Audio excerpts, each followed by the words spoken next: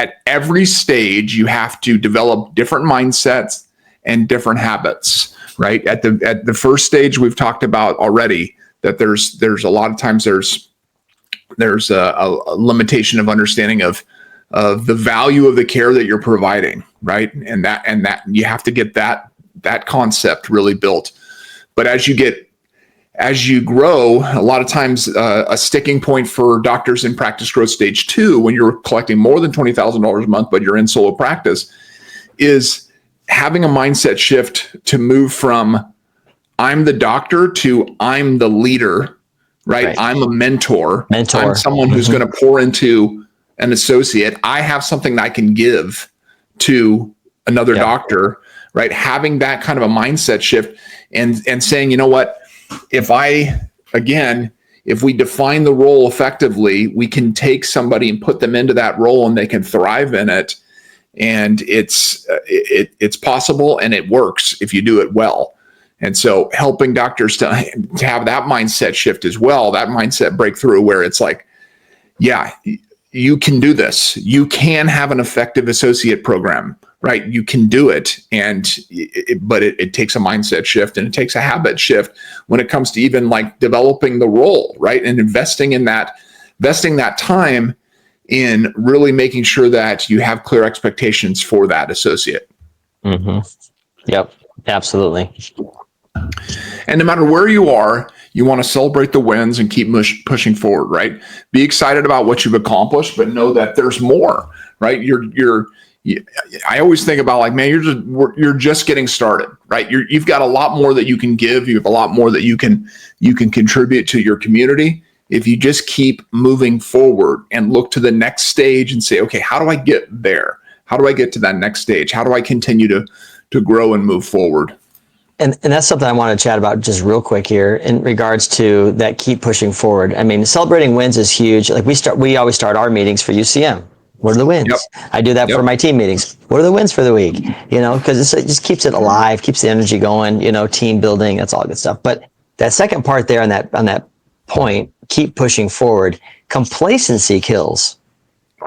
Yep. You're and complacent. That's what when you become complacent, content even, right? Just things are good.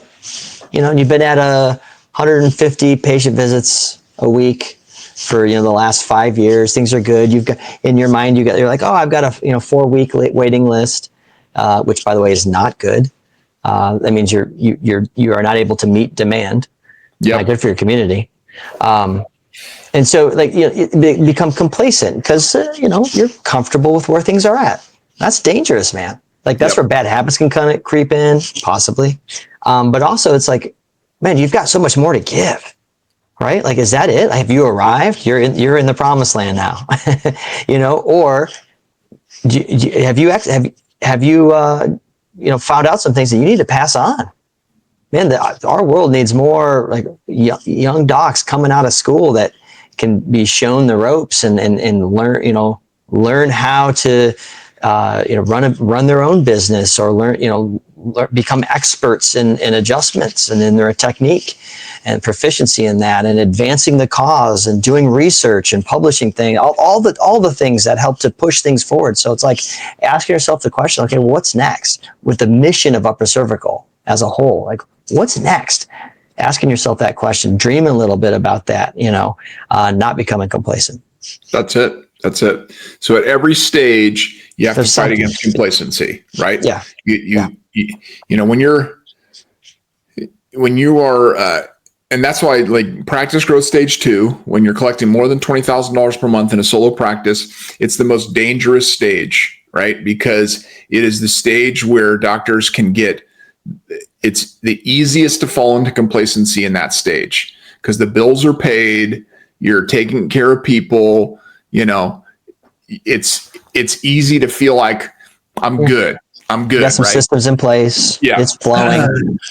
And I mean, I've always encouraged doctors like, hey, that stage is actually the most vulnerable stage because it just takes one something happening, right? And on this podcast recently, we had Dr. Joey Miles on here, had to have her heart surgery. Was out of his practice for 2 months, came out of nowhere, right?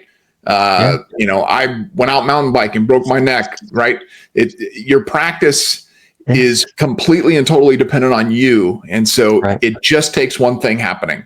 Someone Yeah. gets sick, someone gets hurt, something happens, and the practice is gone, right? We've all heard stories. Yeah. Yes. Mm-hmm. So thinking that through and having clear picture of how can I go from practice growth stage 2 to practice growth stage 3, where you actually have another doctor in that practice, the practice can keep going without you, is huge.